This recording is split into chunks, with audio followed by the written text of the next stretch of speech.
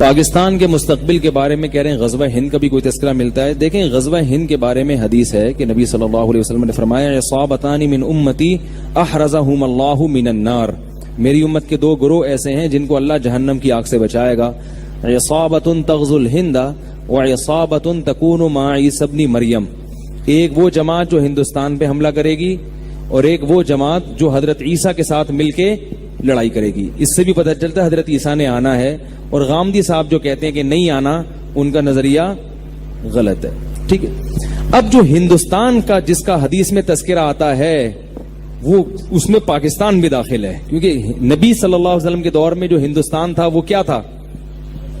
پاکستان میں. تو جو پہلا فریق جس نے ہندوستان پہ حملہ کیا محمد ابن قاسم تھا, جس نے جو ہندوستان میں سندھ کے راستے سے آیا اور پورے ہندوستان میں اسلام پھیلانے کا ذکر, اس نے اسلام پھیلانے کا ذریعہ, وہ تو 100% اس حدیث میں داخل ہیں, کیونکہ وہ لوگ تھے جنہوں نے ہند پہ حملہ کیا تھا, جس میں پاکستان بھی تھا, کہ پاکستان پہ بھی اٹیک کیا تھا انہوں نے.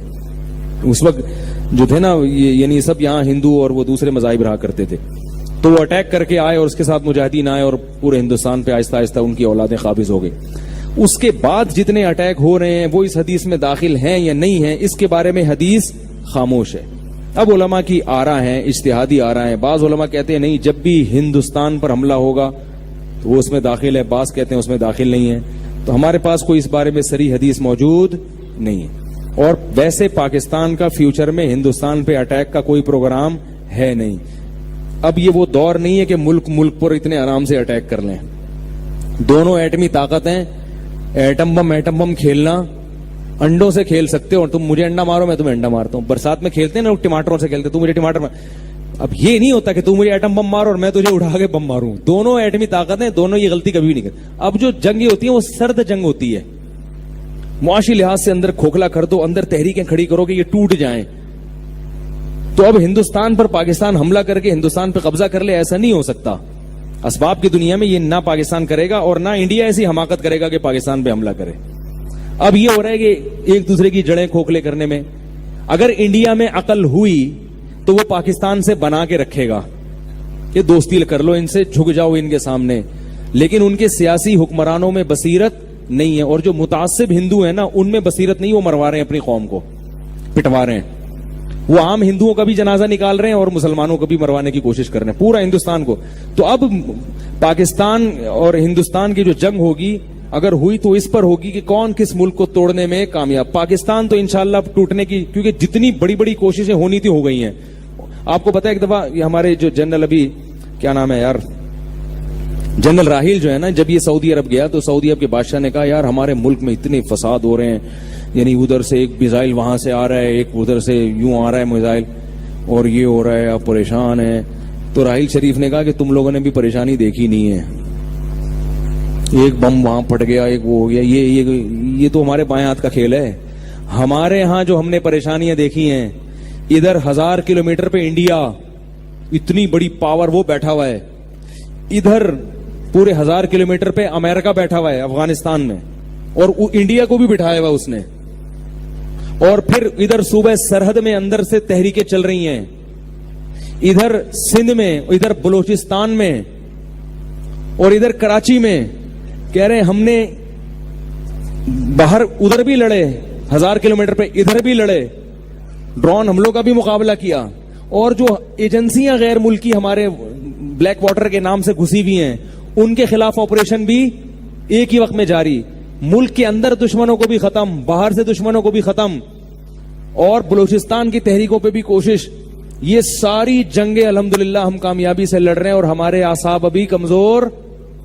میں پورا بیان نقل نہیں کر رہا ہوں, ان کا جو مفہوم بیان کر رہا ہوں. ہمارے اعصاب کمزور, تم نے تو پتہ ہی نہیں کہ دہشت گردی ہوتی کیا ہے.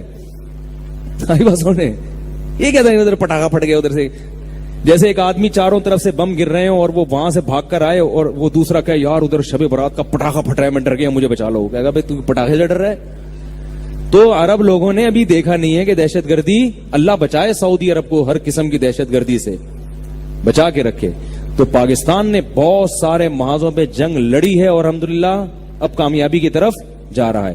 تو اب الحمدللہ کوئی ایسی سازش پاکستان کے خلاف اللہ کی رحمت سے پوری امید ہے مستقبل میں نہیں ہو سکتی جو پاکستان کو توڑ دے، اب نہیں ہو سکتی انشاءاللہ۔ تو اب جو ہے نا انڈیا پاکستان کا کچھ نہیں بگاڑ سکتا، اور میں نے بتایا آپ کو پاکستان نے اب تمیز سے بات کرنا۔